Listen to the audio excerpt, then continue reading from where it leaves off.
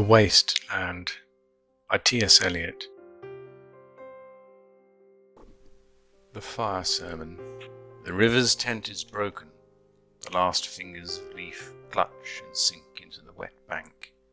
The wind crosses the brown land unheard. The nymphs are departed. Sweet Thames, run softly till I end my song.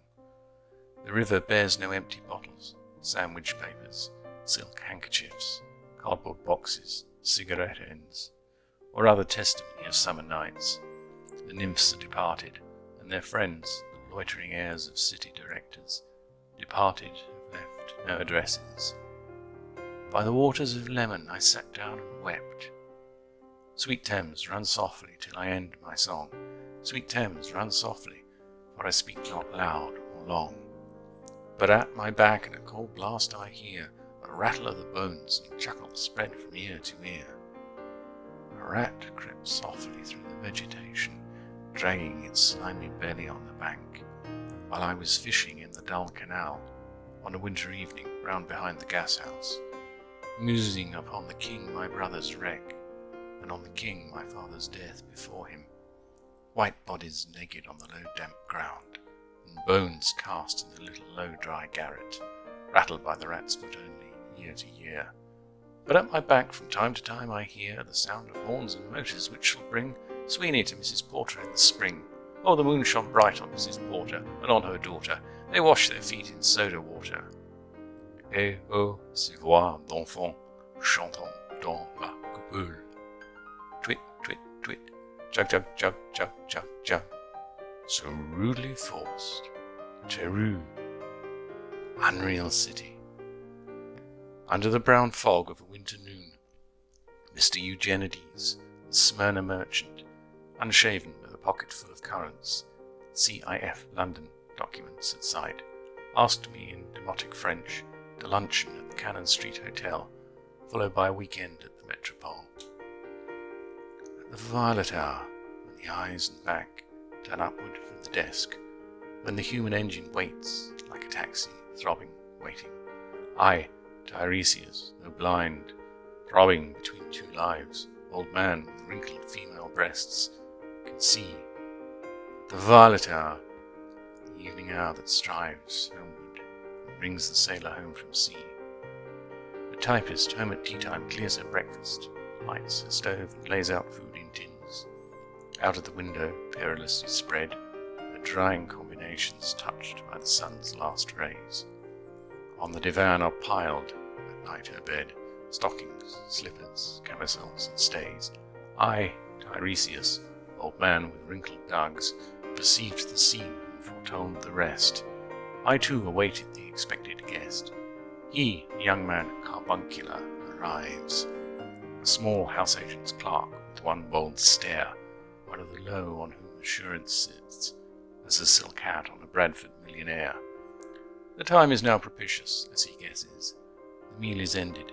She is bored and tired, endeavours to engage her in caresses, which are still unreproved if undesired.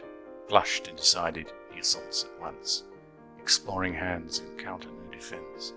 His vanity requires no response, and makes a welcome of indifference. And I, Tiresias, who foresuffered all, enacted on this same divan or bed, I who have sat by Thebes below the wall, walked among the lowest of the dead, bestows one final patronizing kiss, and gropes his way finding the stairs unlit. She turns and looks a moment in the glass, hardly aware of her departed lover. Her brain allows one half-formed thought to pass. Well, now that's done, and I'm glad it's over. When lovely woman stoops to folly, and paces about her room again alone, she smooths her hair with automatic hand and puts a record on the gramophone. This music crept by me upon the waters and along the Strand, up Queen Victoria Street, though city, I can sometimes hear, beside a public bar in Lower Thames Street, the pleasant whining of a mandolin, and a clatter and a chatter from within, where fishmen lounge at noon, where the walls of Magnus Martyr hold inexplicable splendour of Ionian white and gold. The river sweats, oil and tar, The barges drift with the turning tide, red sails wide, to leeward swing on the heavy spar.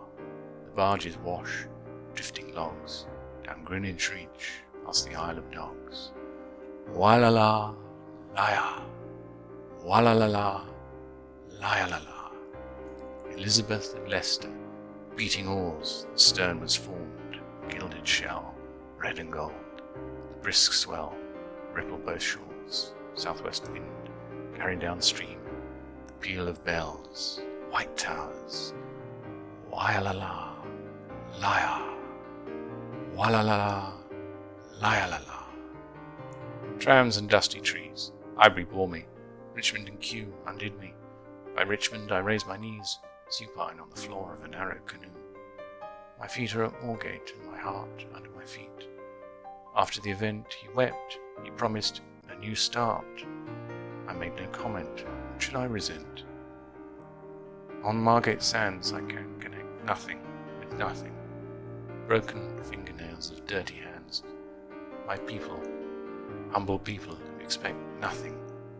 La-la! To Carthage then I came, burning, burning, burning, burning. O Lord, thou pluckest me out. O Lord, thou pluckest